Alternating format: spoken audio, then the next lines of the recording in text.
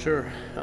One of the things I felt, as the week progressed and we kept talking to more and more children, um, and the mission kind of kept multiplying on itself, was that I really wanted to take this home because I won't say it's, we're called to speak to the nations, um, but at first, before any mission trips came up, it was how can I fix at home? I mean, it's starting just in my home, basic, and then go out of my home to my neighbors, go out of my home through the church and go local, and then obviously go overseas. So I've been thinking about that the whole week because there's plenty of children in our neighborhood. There's plenty of children in Colorado Springs that need help, that need fatherly figures, that are going through tough situations.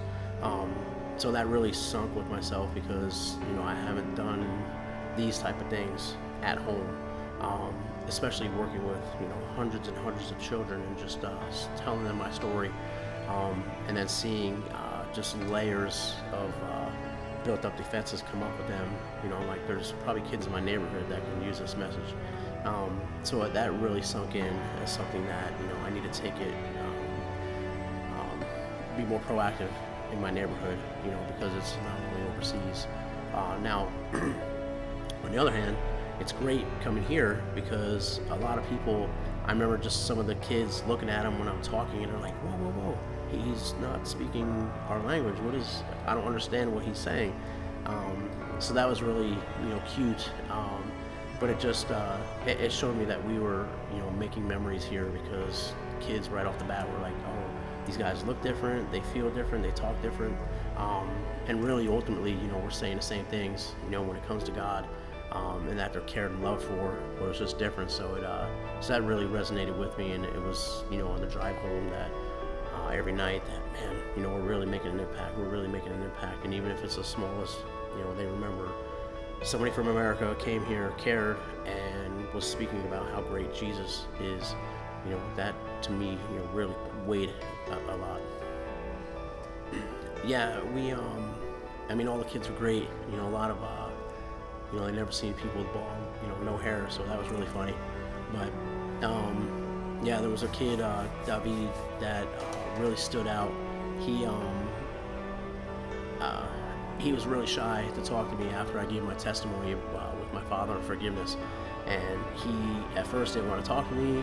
And then one of our translators said, "There's a boy here that wants to talk to me, but he's really shy." So I kept talking with the boys that I was talking with, and then he slowly came over, and then as we were joking and kidding around and really, letting those defenses goes down, you could see him starting to warm up a little bit, and then finally he was, receptive to me asking him questions. And I asked, he's still shy and reserved, so I asked him if he wanted to go outside, and at first he said no, and then we kept talking and joking around and talking about sports and stuff like that, hobbies, interests, and then he said, yeah, let's go outside. So then translator and I went outside, started asking him questions, and you could finally start to see, that wall come down a little by little by little. And then talking about forgiveness and how, God has forgiven us. I mean, every single day he forgives us. He finally asked me, instead of listening, he said, how can you forgive your dad? And he was related to his mom. How can he forgive his mom? And I just saw it was so hard for him to ask that, and there was so much pain and frustration and anger on his face when he said that. How can you forgive her? And when I told him that, shared a story about how God forgives us every day, and how we make mistakes every day, but we can make up for them every day because God still loves us the next day. You can see that he received that better. And then when I just kept repeating that, that I've forgiven my father in my situation, you could see those layers breaking down. And then finally, gave him a couple analogies about forgiveness, and the first one really didn't work too well. So my translator was like, well, he doesn't understand, and I was like, okay.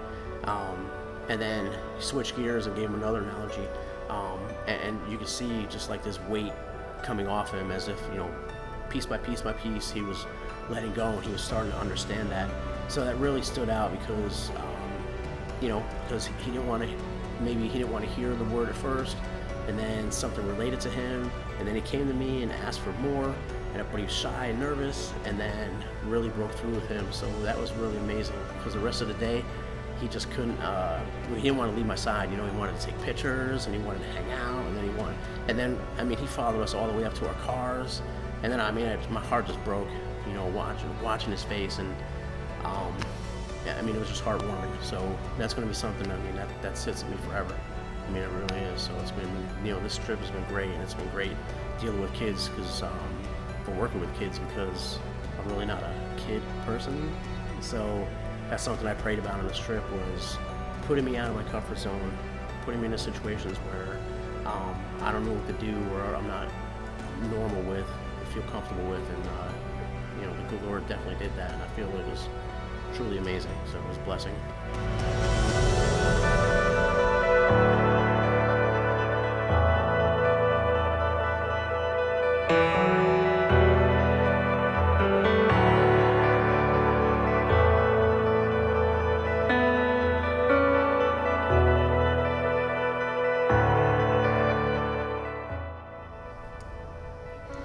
Look at the smile. The smile is the one word. I'm just truly blessed to be here, and I mean, you're not going to be able to rub the smile off for a while at least. So it's been truly a blessing.